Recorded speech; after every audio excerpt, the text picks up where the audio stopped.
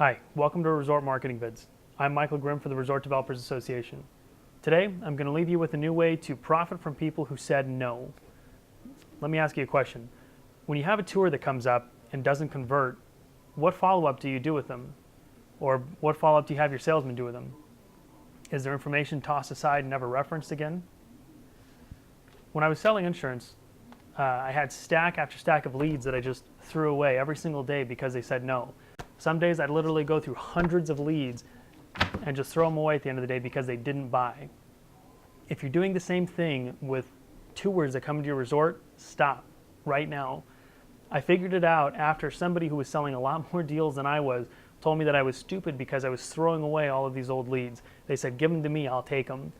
They were calling through all of their old leads every single day, calling through all of other people's old leads every single day, because they knew that when people say no, all they really mean is not right now.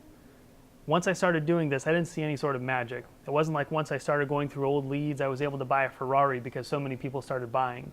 But what did happen was over time, about 20% of those people who had initially said no, they changed their mind and they bought.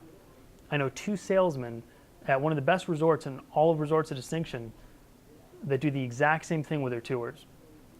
They take the tours that didn't convert and they follow up with them. Because when they're at the table with them, showing them around the park, getting to know their families, they're making a friend.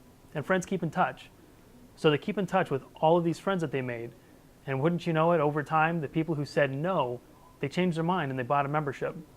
So before you go out and start buying new tours at $300 a pop, go and start calling up all the people who said no last month, last year, the year before.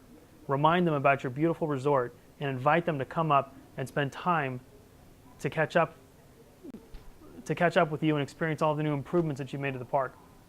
Of course, do this as a day tour. They've already gotten one free stay out of you and that won't happen again. So just keep on dripping on people like a Chinese water torture. Eventually, you'll get them to say yes. I'm Michael Grimm for the Resort Developers Association. I'll see you next week.